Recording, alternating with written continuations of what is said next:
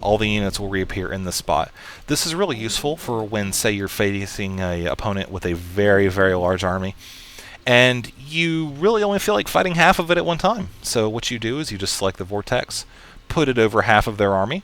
It'll warp them all into the black hole, and you'll only have to deal with the other half. There are also other uses for it, which I will leave to your imagination.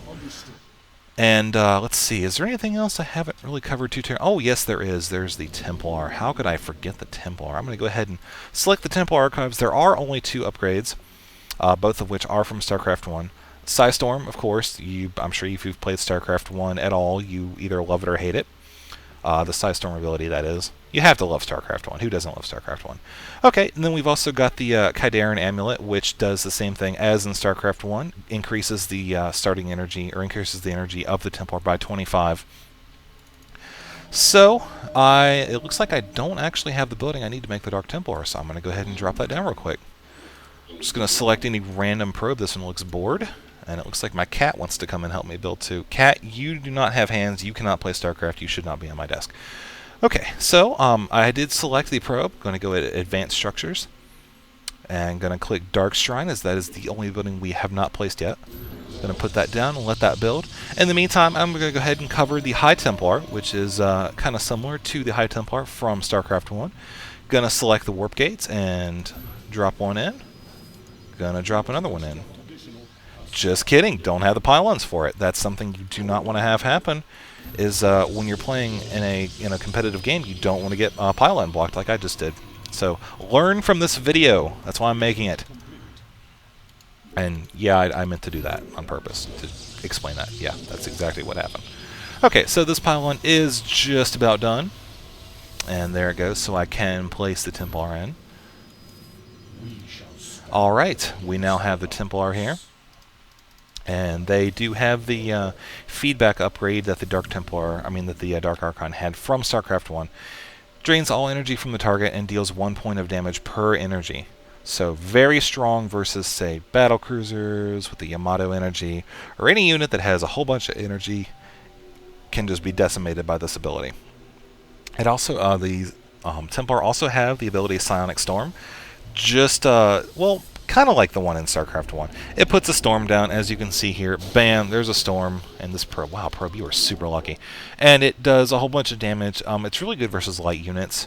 Not something you want to do versus heavy units, as they'll just kind of shrug it off.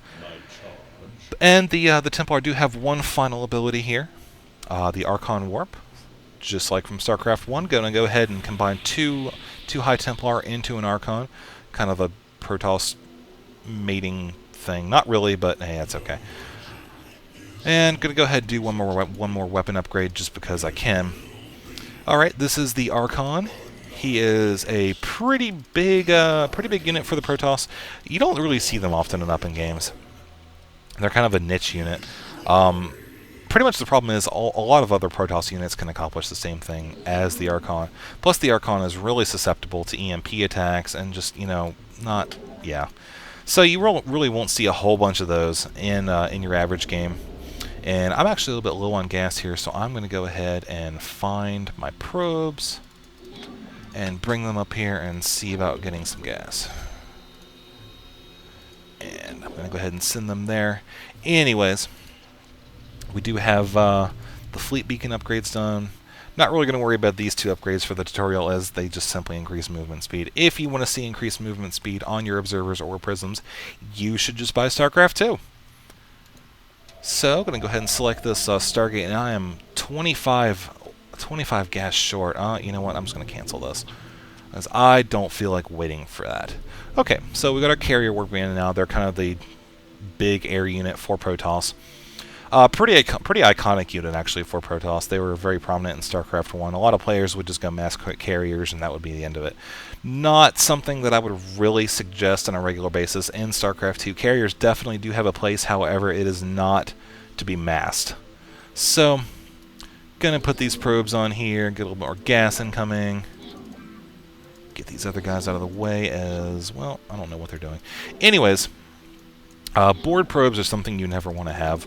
Normally, if this were a regular game, I would have kept expanding and, build an expansion up here at the high yield or wherever. Basically, if you see this little button over here in the bottom left where you've got a whole bunch of board probes, that is telling you that you are doing something wrong. So never want board probes, and to keep these guys from being bored, I'm just going to tell them to dance. And these guys too. So, we have pretty much covered most of the units for the Protoss. I'm going to go ahead and make a couple Dark Templar here. 1 Dark Templar. 2 Dark Templar. Okay, so you will see, I'm going to zoom in here a little bit to help you see a little more. They are stealthed. They have these pretty cool blades here. Kind of the double-edged skeeth sort of thing. And you will see they are permanently stealth, like I said. They are very strong units. They do have, by default, they have 45 damage per hit. But with one upgrade, they have 50. That's what I was talking about earlier with the relative weapon upgrades. Some units will get more of an upgrade more than others. So I'm going to go ahead and send these over here. Now with Templar in this game, it's not like Starcraft 1 where you had dark Archons and regular Archons. Any Templar, any combination of 2 Templar can be morphed into a Archon of just this type. So you won't see any dark Archons in this game. I think they were going to include Twilight Archons in an earlier build of the beta, but never really saw that. That was way before I got the beta. I don't even know if it was included in the first version, but I know at some point they were planning on that. I'm going to go ahead and warp these in just because I can. And we now have here the carrier. This looks pretty similar to the carrier from StarCraft 1. Of course, it does have some updated snazzy graphics, as all units do in StarCraft 2. It does start out with 4 interceptors, which is a big change from StarCraft 1. I'm going to go ahead and build these other 4 just to get them going. Pretty much it functions just as if you would expect a giant air carrier would. I'm going to go ahead and attack this Colossus here with the interceptors that I have. You see they do come out pretty quickly, you know, shooting, doing their thing, just like in StarCraft 1. I know I've said that a lot this tutorial, but you'll see a lot of similarities once you start playing. Okay, you guys can quit that now.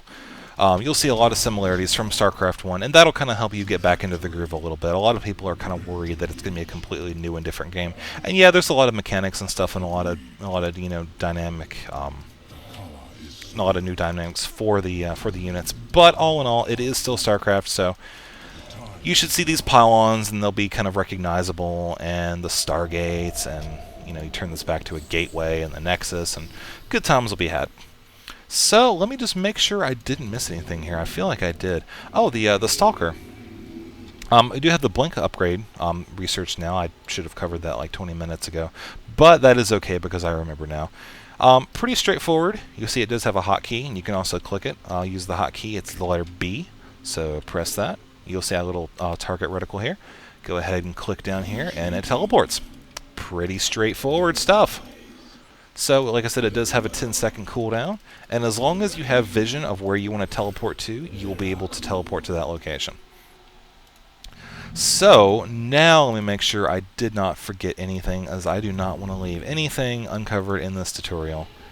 You know, I think that pretty much covered it. Oh, except for the Sentry. One more thing here, and I am sorry for jumping around like this. The Sentry does have the hallucination ability, which once you click it, you'll see it's able to hallucinate pretty much any unit. The most popular units that I see are the Phoenix, because you can hallucinate them and go scout around the enemy base really quickly without really losing any sort of any sort of money to doing so. And then something that some people do is they'll build a couple Colossi for their army, and I mean, when they attack, they look just like the real thing. So definitely kind of something that will catch people off guard if they see Colossus and your army composition. They may be tempted to fall back and kind of re-engage at a more defensible position. Definitely something you can use to your advantage. So, anyways, that pretty much concludes it for this Protoss tutorial. I'm going to go ahead and wrap this up, and I will have a Terran tutorial hopefully before the game comes out, if not shortly after, probably a day or so after. So I hope you guys enjoyed it. I will see you later.